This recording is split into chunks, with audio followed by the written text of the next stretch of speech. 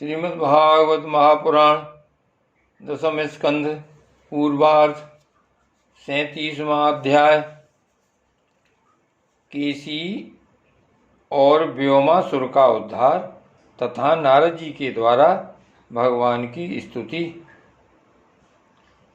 श्री सुखदेव जी कहते हैं, परीक्षित, कंस ने जिस केसी नामक दैत्य को भेजा था वह बड़े भारी घोड़े के रूप में मन के समान वेग से दौड़ता हुआ ब्रज में आया। वह अपनी टापों से धरती खोदता आ रहा था। उसकी गर्दन के छितराए हुए बालों के झटके से आकाश के बादल और विमानों की भीड़ तितर बितर हो रही थी। उसकी भयानक हिनहिनाहट से सबके सब ऐसे कांप रहे थे। उसकी बड़ी बड़ी आंखें थीं। मुंह क्या था, मानो किसी वृक्ष का खोडर ही हो। उसे देखने से ही डर लगता था। बड़ी मोटी गर्दन थी। शरीर इतना विशाल था कि मालूम होता था काली काली बादल की घटा है। उसकी नीयत में पाप भरा था। वह श्री कृष्ण को मारकर अपने स्वामी कंस का हित करना चाहता था। उसके चलने से एक भूकंप होने लगता था।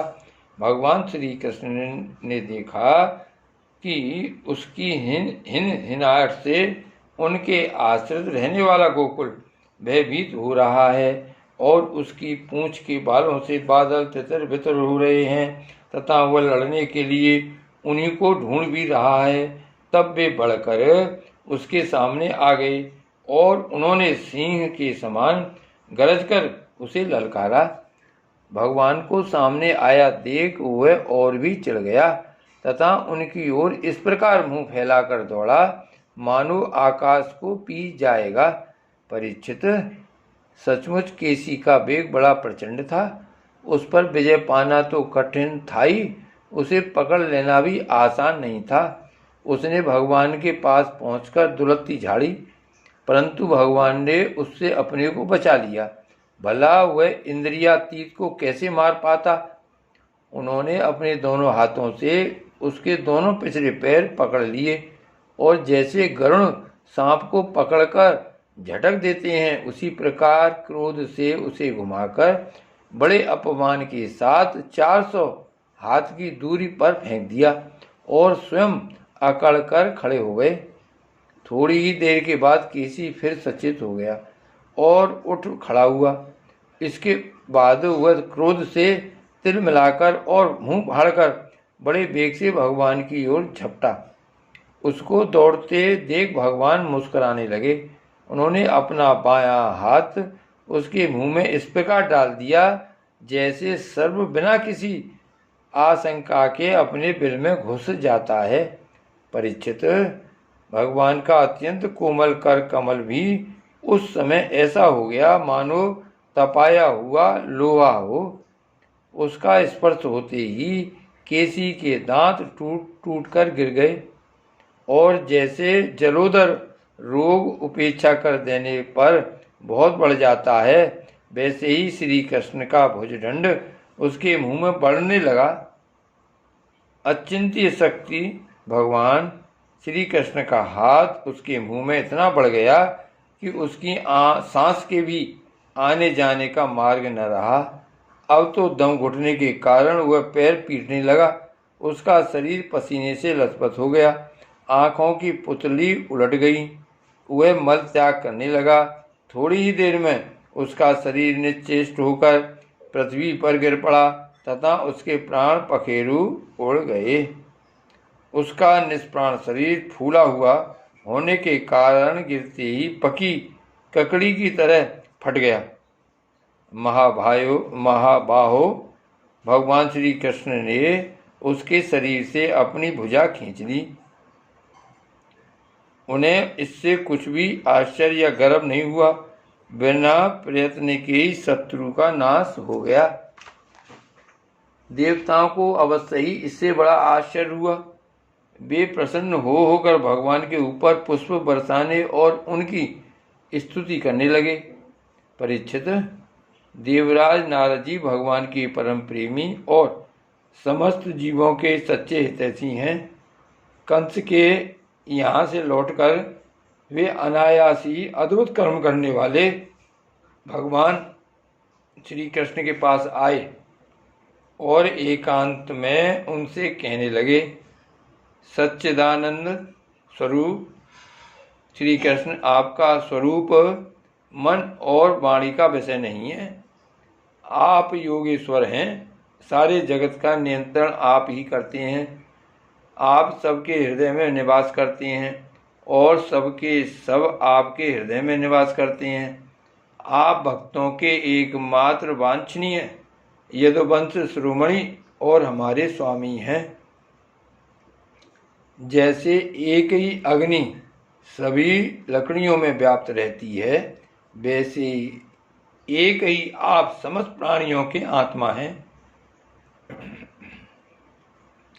आत्मा के रूप में होने पर भी आप अपने को छिपाए रखते हैं, क्योंकि आप पंचकोश रूप गुफाओं के भीतर रहते हैं। फिर भी पुरुषोत्तम के रूप में, सबके नियंता के रूप में और सबके साक्षी के रूप में आपका अनुभव होता ही है।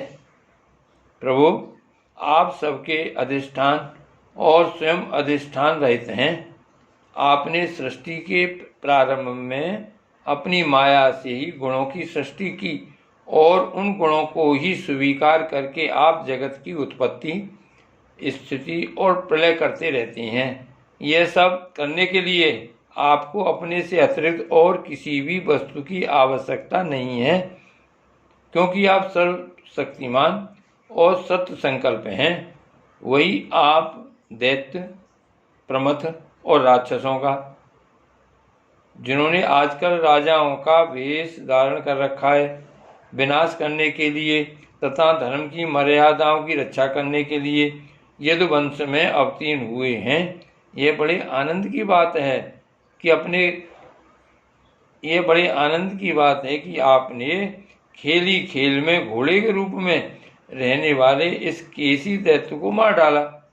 इसकी हिनहिनाहट से डरकर देवता लोग अपना स्वर्ग छोड़कर भाग जाया करते थे। प्रभु, अब परसों में आपके हाथों चाड़ूर, मुष्टिक, दूसरे पहलवान, कोवलिया पीण, हाथी और स्वयं कंस को भी मरते देखूंगा। उसके बाद शंखासुर, कालयवन, मुर और नरकासुर का वध देखूंगा। आप स्वर्ग से कल्पवृक्ष उखाड़ लाएंगे और इंद्र के चीं चपड़ करने पर उनको उसका मजा चखाएंगे। आप अपनी कृपा, वीरता, सौंदर्य आदि का शुल्क देकर वीर कन्याओं से विवाह करेंगे। और जगदीश्वर, आप द्वारका में रहते हुए नरक को पाप से छुड़ाएंगे। आप जामवंती के साथ स्मंतक मणि को जामबान से ले आएंगे और अपने धाम से ब्राह्मण के मरे हुए पुत्रों को ला देंगे। इसके पश्चात आप पौंड्रक, मिथ्या वासुदेव का वध करेंगे, काशीपुरी को जला देंगे, युधिष्ठिर के राजसूय यज्ञ में चेदीराज ससुराल को और वहां से लौटते समय उसके मौसेरे भाई दंतवक्त को नष्ट करेंगे।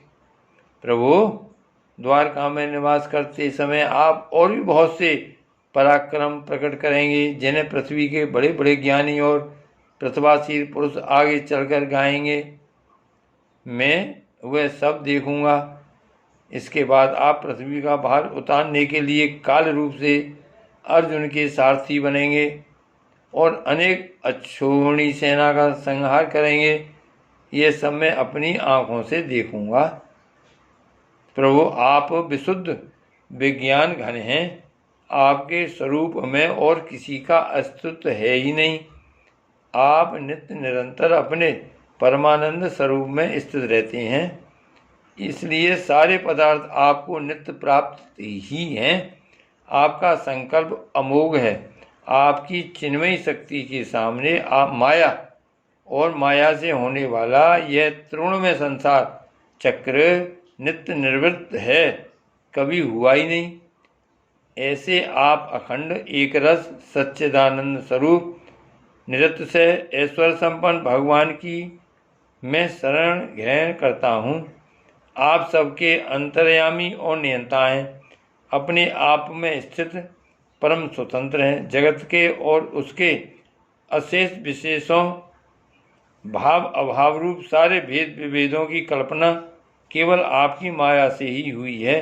इस समय आपने अपनी लीला प्रकट करने के लिए मनुष्य का सा श्री विग्रह प्रकट किया है और आप यदु वृषणी तथा सातवंत वंशियों के शिरोमणि बने हैं। प्रभु, मैं आपको नमस्कार करता हूँ। श्री सुखदेव जी कहते हैं, परीक्षित, भगवान के परम प्रेमी भक्त देवर्षि नारद जी ने इस प्रकार भगवान की स्तुति और प्रणाम किया। भगवान के दर्शनों के आह्लाद से नारद जी का रोम रोम खिल उठा। तदंतर उनकी आज्ञा प्राप्त करके वे चले गए। इधर भगवान श्री कृष्ण केसी को लड़ाई में मारकर फिर अपने प्रेमी एवं प्रसन्न चित्त ग्वाल बालों के साथ पूर्ववत पशुपालन के काम में लग गए तथा ब्रजवासियों को परमानंद वितरण करने लगे।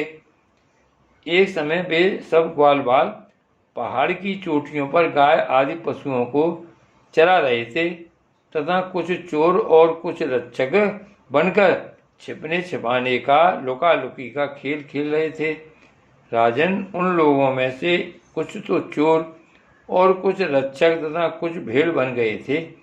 इस प्रकार वे निर्भय होकर खेल में रम गए थे। उसी समय ग्वाल का वेश धारण करके व्योमासुर वहां आया। वह मायावियों के आचार्य मयासुर का पुत्र था और स्वयं भी बड़ा मायावी था। वह खेल में बहुधा चोर ही बनता और भेड़ बने हुए बहुत से बालकों को चुराकर छपा आता। वह महान असुर बार बार उन्हें ले जाकर एक पहाड़ की गुफा में डाल देता और उसका दरवाजा एक बड़ी चट्टान से ढक देता। इस प्रकार ग्वाल बालों में केवल 4-5 बालक ही रहे। ग्वाल बालों में केवल 4-5 बालक ही बच रहे। भक्त वत्सल भगवान उसकी यह करतूत जान गए। जिस समय वह ग्वाल बालों को लिए जा रहा था, उसी समय उन्होंने जैसे सिंह भेड़ियों को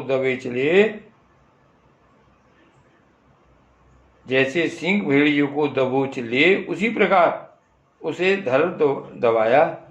व्योमासुर बड़ा बली था। उसने पहाड़ के समान अपना असली रूप प्रकट कर दिया और चाहा कि अपने को छुड़ा लूं, परंतु भगवान ने उसको इस प्रकार अपने शिकंजे में फांस लिया था कि वह अपने को छुड़ा न सका। तब भगवान श्री कृष्ण ने अपने दोनों हाथों से जकड़कर उसे भूमि पर गिरा दिया और पशु की भांति गला घोंटकर मार डाला। देवता लोग विमानों पर चढ़कर उनकी यह लीला देख रहे थे। अब भगवान श्री कृष्ण ने गुफा के द्वार पर लगे हुए चट्टान के पिहान तोड़ डाले और ग्वाल बालों को उस संकटपूर्ण स्थान से निकाल लिया। बड़े देवता और ग्वालवाल उनकी स्तुति करने लगे और भगवान श्री कृष्ण ब्रज में चले गए। श्री कृष्ण कन्हैया लाल की जय।